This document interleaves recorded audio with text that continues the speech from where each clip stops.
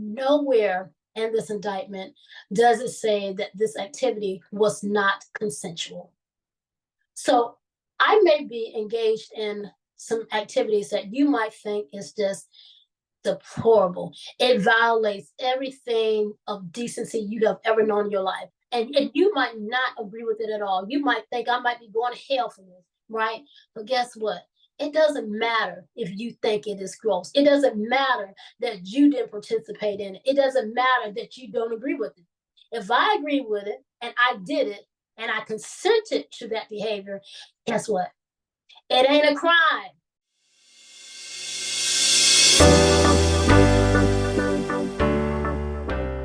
I'm going to take a moment out from discussing fathers' rights to talk about a case that's in the news. You heard about it and you're probably wondering, what does this have to do with fathers' rights? Well, believe it or not, it actually does.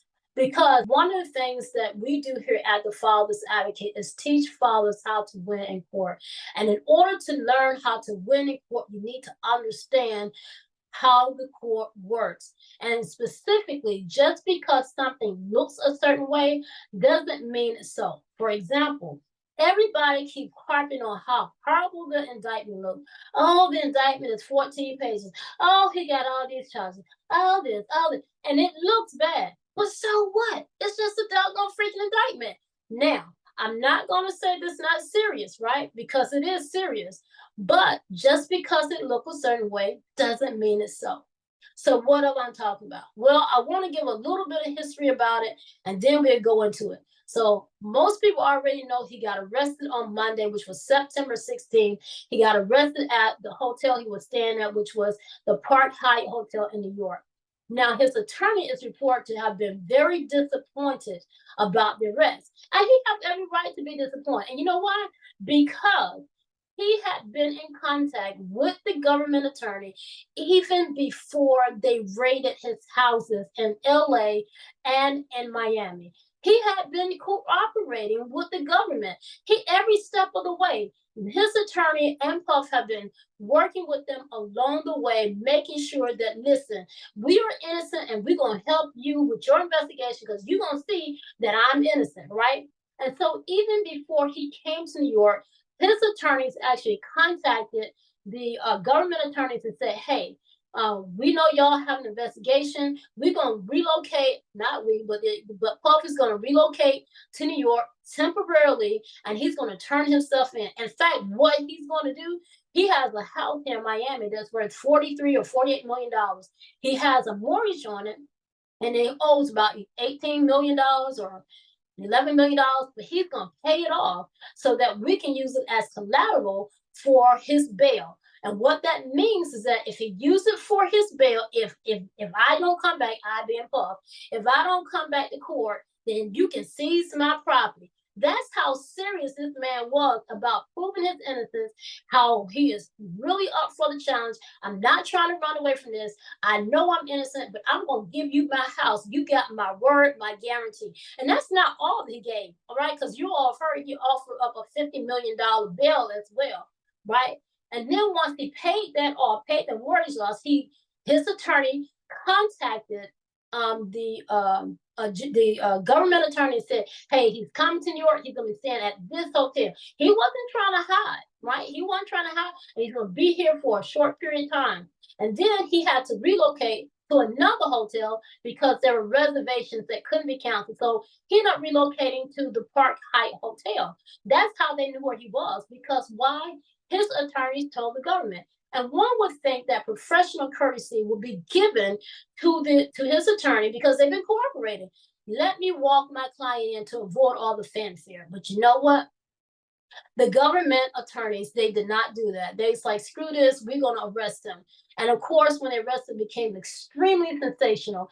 And his attorney, his being Puff Daddy, his attorney believed that they did this so that they can use it as in support of arguing against bail.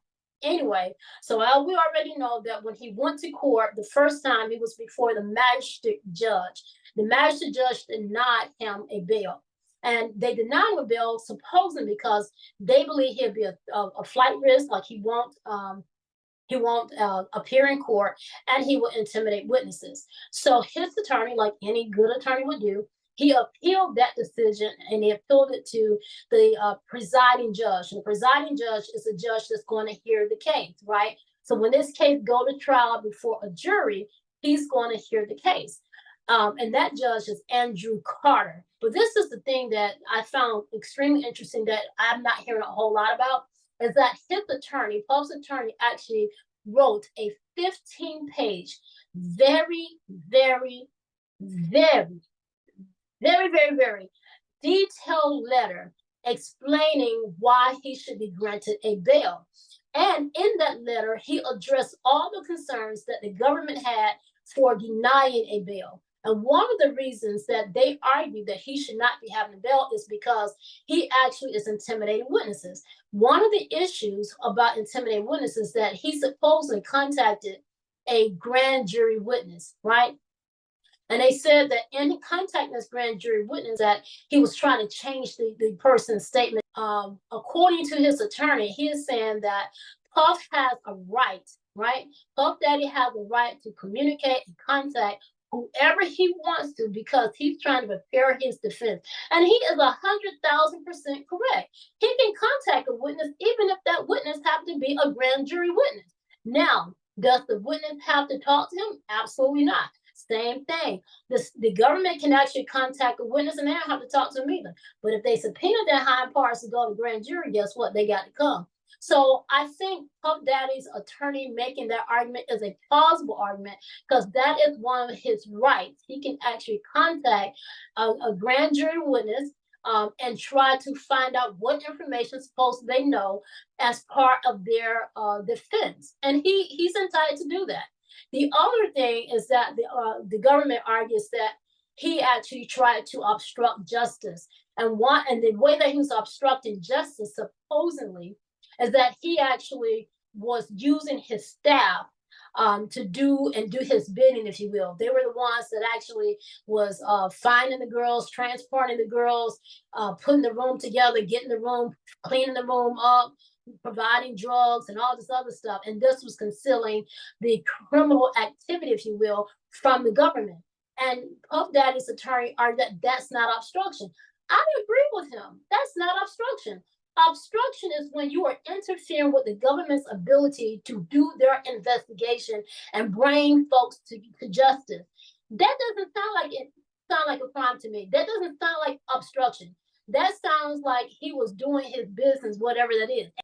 So anyway, the court denied his bail request, but I don't think this is the end of it. I do think that his attorney is going to request bail again. But until that time, he has to stay in the Brooklyn Metropolitan Jail or Metropolitan Jail of Brooklyn, something like that.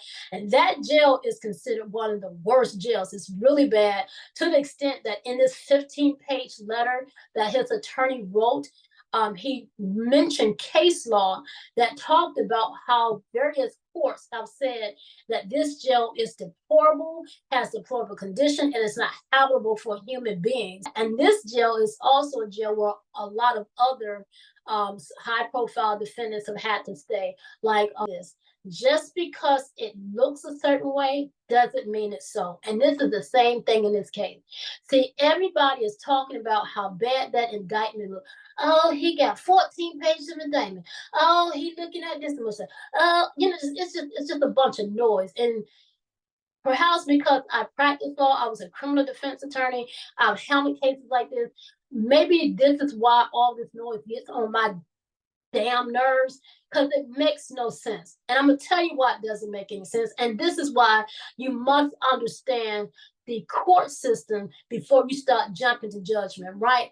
It doesn't make any sense because this indictment, it is ugly, honey. It is ugly. It is. But of that 14 pages, he's only charged with 3 criminal acts.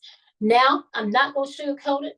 Those criminal acts that he is charged with, those crimes, they are serious. The first one that he's charged with is racketeering conspiracy. The reason why that is serious is because it carries with it a lifetime sentencing in prison. That's major. That means he'll spend his whole life in prison. The second charge is sex trafficking for force, fraud, or coercion, and that also carries with it a lifetime sentencing with a minimum, okay, minimum of 15 years. So if he's found guilty on that particular charge, the court can't give him anything less than 15 years. They must give him 15 years. So that's still a lot of time. And he's also charged with transporting for the purpose of prostitution. So he's transporting folks across state lines. And this is one of the reasons why it's in federal court versus state court. And that comes with it a maximum term of 10 years in prison. So to say the least, these charges are very ugly and they carry with them some serious consequences. In law school, we were taught that you can indict a ham sandwich. So most lawyers have heard this. And what does that mean? It essentially means that you can present anything or almost anything at grand jury that you cannot present at trial. So I can present hearsay in grand jury, but I can't present hearsay at court. So there's a lot of stuff that can happen in grand jury that a jury may not ever be able to hear because the stuff is not either relevant, it's not it violates some kind of rules, or it's hearsay, or a number of other reasons why the court won't allow it to be heard. So the fact that he has this indictment doesn't mean that it is evident that he did it, because the only thing that's relevant and that makes any sense is what can be proven at court before a jury. Until that happens, all this noise that people saying, they just need to shut up, honestly. Let the evidence be played out, and then you make a decision. One of the things that I find extraordinarily interesting about this is that nowhere in this indictment does it say that this activity was not consensual. So check it, right? Check this out. So I may be engaged in some activities that you might think is just deplorable. It violates everything of decency you have ever known in your life. It's all kinds of bad things, right? And you might not agree with it at all. You might think I might be going to hell for this, right? But guess what? It doesn't matter if you think it is gross. It doesn't matter that you didn't participate in it. It doesn't matter that you don't agree with it. If I agree with it and I did it and I consented to that behavior, guess what? It ain't a crime. So the interesting thing is that the indictment didn't say that Sean Puffy he engaged and he did this type of activity without the consent of X, Y, and Z. It didn't say any of that. In fact, the word consent is nowhere even in the indictment. And so I think that indictment is, I don't want to say it's weak, but it's challenging. And it might be a good thing for the defense attorney, because it doesn't allege a whole lot of anything. It's just very, very broad. And see, this is what I'm saying when I tell dads, just because it looks ugly, just because the system is against mothers, that doesn't mean you can't win. And the same thing in this case. A lot of people are trying to say this case is a closed and shut case. Oh, he's going down for many years. And he may very well do. But right now, we don't know what the evidence say, right? The other thing is there's the use of drugs, but guess what? He's not charged with drug use. Then there's something in the indictment talking about they found, I think, three guns that had the serial numbers scratched off. But guess what? He's not charged with that. So this is why I'm saying, just because it looks ugly, just because it sounds ugly, doesn't necessarily mean it's ugly. It simply means that we need to sit back, look at the evidence, and work the case. And this is what his attorney is doing. Anyway, I hope this helped you, fathers. When you have cases before the court and it looks really bad, you need to understand the system. Don't just give up, right? Look at it beyond the surface, right? And then try to find holes in it and see how you can work those holes. See where you can plug it in to your benefit. And that's exactly what's happening with this case.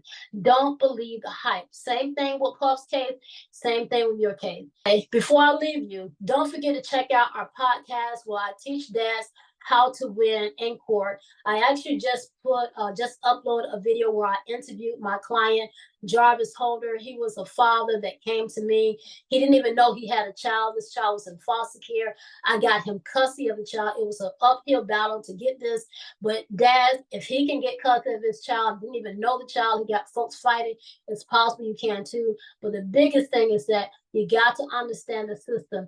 Don't give up simply because it looks ugly. And you have to understand what the arena that you're in. I just leave you as I always do. This is Attorney Hughes, the Bulldog attorney fighting for justice and the father's advocate. And as I always say, don't stop fighting. Your children do need you.